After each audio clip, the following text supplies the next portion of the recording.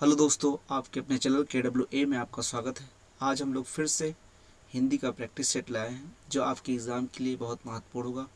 चलिए वीडियो की शुरुआत करते हैं। आज का पहला प्रश्न, ख्याल कौन सा शब्द है? देशज, विदेशज, तद्भव, इनमें से कोई नहीं। बताइए क्या होगा राइट आंसर?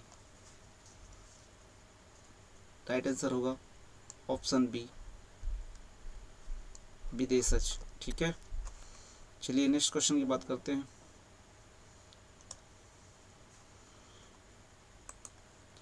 तेंदुआ कौन सा शब्द है? देशज, विदेशज, तत्सम, इनमें से कोई नहीं। बताइए,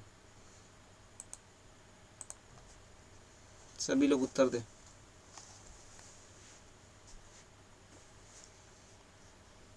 राइट आंसर होगा ऑप्शन ए, देशज।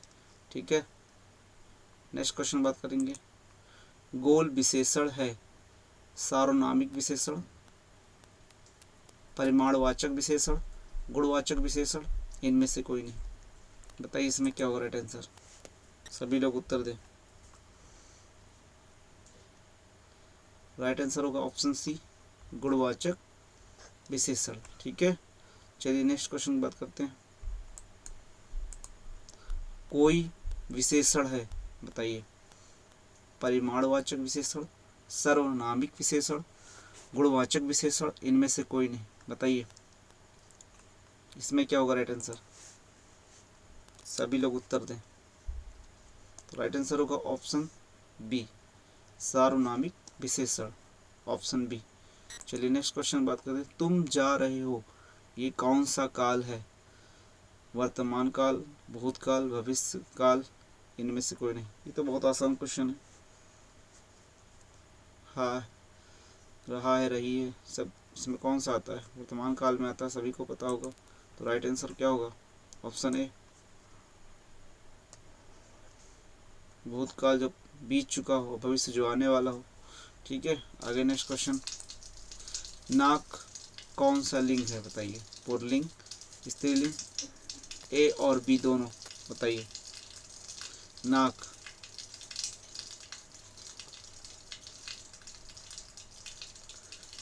देखिए, जब हम बात करते हैं पुल्लिंग और स्त्रीलिंग की, देखिए जैसे कोई शब्द नाक, अब इसको जब हम लोग पुल्लिंग और स्त्रीलिंग बनाने के लिए क्या करेंगे? इसके पीछे वर्ड लगाओ, इसको शब्द के रूप में बनाओ, वाक्य रूप में बनाओ। जैसे नाक, हमारे बेटे ने नाक ऊंची कर दी है, तो ऊंची कर दी, तो यहाँ पे स्त्रीलिंग का बोध हो रहा है। तो यहाँ से क्या आएगा? ऑप्शन पी, स्त्रीलिंग। ठीक है, तो कोई वाक्य बनाकर हम स्त्रीलिंग और पुल्लिंग का भेद कर सकते हैं। ठीक है, और उसमें पुल्लिंग स्त्रीलिंग दोनों भी हो सकता है। ठीक है, आगे बात करते हैं। समास कितने प्रकार के होते हैं? तो सभी को पता होगा समास कितने प्रकार के होते हैं। समास 6 प्रकार के होते हैं। ठीक है, ऑप्शन सी। नेक्स्ट क्वेश्चन बात करते हैं। नवयुवक कौन सा समास है? बताइए,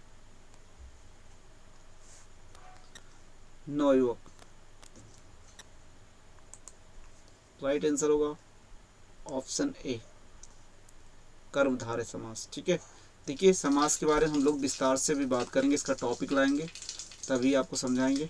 अभी आप क्वेश्चन को रीड करें और आंसर दें। प्रतिदिन कौन सा समास है? बहुब्रीहि समास, द्वंद्व समास, अव्ययीभाव समास, द्विगु समास। बताइए क्या होगा राइट आंसर? सभी लोग उत्तर दें।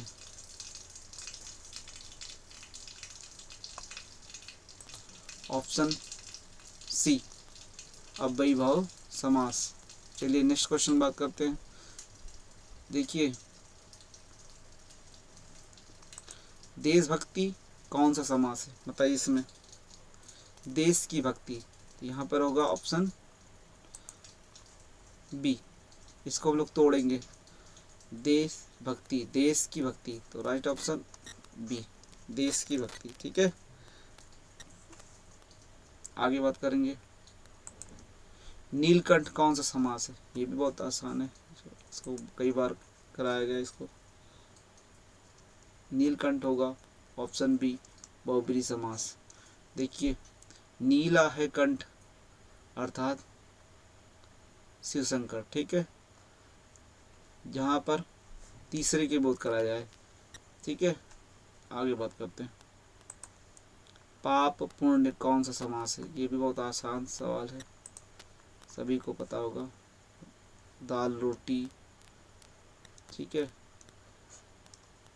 जिसमें एक शब्द एक जैसा आए, उल्टा हो, पाप पुण्य, ठीक है।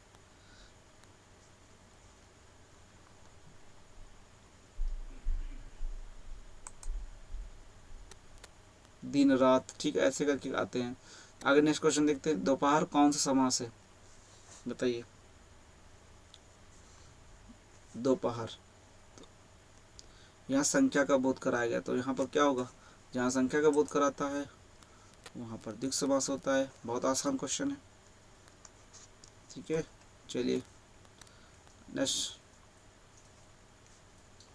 मैं आज नहीं पढ़ूंगा कौन सा वाक्य? बताइए। निषेध वाचक वाक्य, विधिवाचक वाक्य, आज्ञावाचक वाक्य, संकेतवाचक वाक्य, बताइए।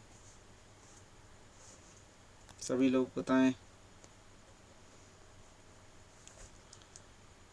ऑप्शन ए, राइट आंसर क्या होगा? ऑप्शन ए निषेध वाचक वाक्य, ऑप्शन ए। चलिए नेक्स्ट क्वेश्चन देखते हैं, ओह यह पिट ही गया कौन सा वाक्य है? विधिवाचक वाक्य, विस्मयवाचक वाक्य, संकेतवाचक वाक्य, इनमें से कोई नहीं। देखिए जहाँ पर ओ, अरे, ये सब वर्ड आते हैं तो हम शब्द आते हैं तो यहाँ क्या होगा? इसे लिखा ओ, अरे, ठीक है। ऐसे जब वर्ड आते हैं तो इसमें क्या होगा? ऑप्शन बी होगा, विस्मयवाचक वाक्य, ठीक है।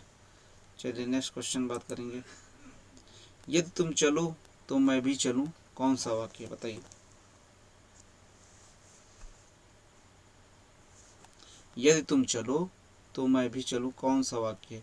इसमें संकेत दिया जा रहा, क्या दिया जा रहा है? संकेत। यदि तुम चलो तो मैं चलूँ, तो इसमें संकेत आ रहा है, अगर आप चलेंगे तब हम चलेंगे, तो संकेतवाचक।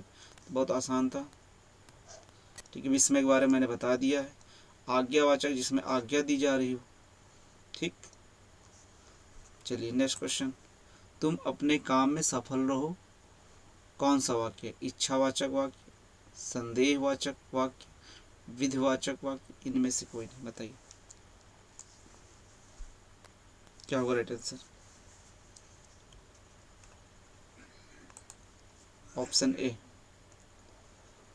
इच्छावाचक वाक्य, तुम अपने काम में सफल रहो, ठीक है, इच्छावाचक वाक्य। आगे नेक्स्ट क्वेश्चन देखते हैं, रस भरा कौन सा तत्पुरुष समास है? देखिए तत्पुरुष समास में भी कई भेद होते हैं, कर्म तत्पुरुष, करण तत्पुरुष, संप्रदान तत्पुरुष, इनमें से कोई नहीं। देखो रस से भरा, ने के से द्वारा सात, करण ने के से द्वारा सात, मतलब यहाँ पर होगा ऑप्शन बी। अब कैसे? देखिए जैसे लिखा है रस भरा, यह होगा, तो यहाँ इसको हम बोलते हैं रस से भरा। अब यहाँ पर से वर्ड आ गया बीच में ना, से वर्ड आ गया ना, तो देखिए ये जो से वर्ड है ये होता है इसे प्रथम, जो होता है प्रथम कर्ता ने, जैसे कर्ता ने, ये हो गया प्रथम तत्पुरुष समास। उसी तरह कर्म को, कर्म को, यहाँ पर को वर्ड आया, यहाँ पर क्या होगा? ठीक है, यहाँ पर आ गया। उसके बाद जहाँ करण ने के से द्वारा साथ, यहाँ से वर्ड आ गया, तो यहाँ पर ऑप्शन होगा बी। और संप्रदान तत्पुरुष के लिए तो अलग करने के लिए, जैसे पेड़ से पत्ता गिरता है तो वहाँ पेड़ से पत्ता अलग हो रहा, तो वहाँ पर क्या होगा? संप्रदान तत्पुरुष।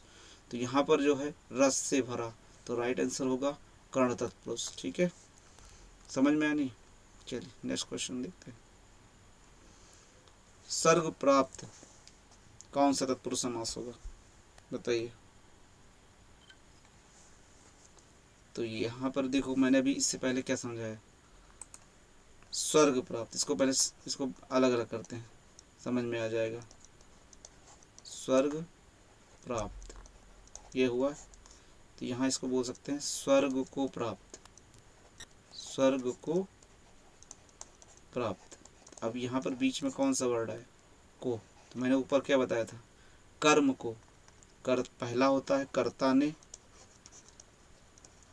उसके बाद कर्म को, कर्म को, तो यहाँ पर कर्म तत्पुरुष होगा, क्या होगा, इससे पहले कर्ण मैंने बताया था, तो यहाँ ऑप्शन ए होगा। इसके पहले मैंने बता दिया था कर्ण के बारे में, संप्रदान का संबंध, जहाँ संबंध का बोध हो, जैसे संबंध मतलब जैसे इसका संबंध इससे है, रमेश का संबंध श्यामू से है, ठीक है, मतलब एक रिश्ता संबंध बताएगा, ठीक है। यथा संभव कौन सा समास है, तो यथा संभव कौन समास है, देखिए इसमें होगा ऑप्शन सी अव्ययी भाव समास, ठीक है। आगे देखते हैं नेक्स्ट क्वेश्चन, वीणा पाणी कौन सा समास होगा बताइए। वीणा पाण, देखो वीणा पाण जो ये होगा, सरस्वती को दर्शाया जाता था, वीणा पाणी, ठीक है। तो यहाँ पर होगा ऑप्शन सी, क्या होगा, ऑप्शन सी बहुब्रीहि समास होगा। यहाँ किसी की बारे में बताया जाता है, ठीक है, किसी भी व्यक्ति के बारे में, किसी भी ईश्वर के बारे में, ठीक है। दुवन्नी कौन सा समास है बताइए इसको सभी लोग, बहुत आसान क्वेश्चन। मैंने पहले बताया जब संख्या की नाम, संख्या के बारे में जब बोध कराया जाता है तो वहाँ तुरंत जो है द्विगु समास होगा, ठीक है, संख्या का बोध कराए, संख्या का बोध करा रहा। बहुब्रीहि में मैंने बता दिया कर्मधारय और अव्ययी भाव, ठीक है। इसके बारे में विस्तार से हम लोग बात करेंगे कोई क्लास में, समास का एक टॉपिक चलेगा। पदबंध कितने प्रकार के हैं बताइए सभी लोग, ऑप्शन क्या होगा बताइए, ऑप्शन बी 3 प्रकार के होते हैं, ठीक है। नेक्स्ट क्वेश्चन बात करेंगे, निम्नलिखित में से अशुद्ध शब्द बताइए, एकत्र, नीरस, मंत्रिमंडल, योगिराज, बताइए। इसमें अशुद्ध देखना है, देखिए एकत्र तो मुझे लगता है बिल्कुल सही है, एकत्र बिल्कुल राइट है, नीरस भी सही है। यहाँ पर गलत ये होगा क्योंकि यहाँ मंत्रिमंडल होता है, मंत्री, ऐसे भी लिख सकते हैं मंत्रिमंडल, आधा ऐसे भी कर सकते हैं और ऐसे भी कर सकते हैं, मंत्रिमंडल, ठीक है। योगराज सही है, तो right answer option C. Next question बात करेंगे, निम्नलिखित में से अशुद्ध शब्द बताइए, इसमें बताइए क्या होगा राइट आंसर। देखिए यहाँ पर सिंदूर बिल्कुल सही लिखा हुआ है, वाष्प बिल्कुल सही है, वीणा बिल्कुल सही है, पर ऑप्शन ए जो है यहाँ साप्ताहिक गलत लिखा हुआ है, क्योंकि साप्ताहिक का जो है ऐसे लिखा जाता है साप्ताहिक, ठीक है। सब क्वेश्चन पूछते हैं, यूपीपी का एग्ज़ाम आने वाला है, सभी लोग लग जाइए अच्छे से, हम रोज़ ऐसे ही प्रैक्टिस कराएंगे। वीडियो कैसी लगी लाइक शेयर कमेंट और सब्सक्राइब करना ना भूलिएगा, ठीक है। चलते हैं नेक्स्ट वीडियो मिलेंगे, तब तक के लिए धन्यवाद।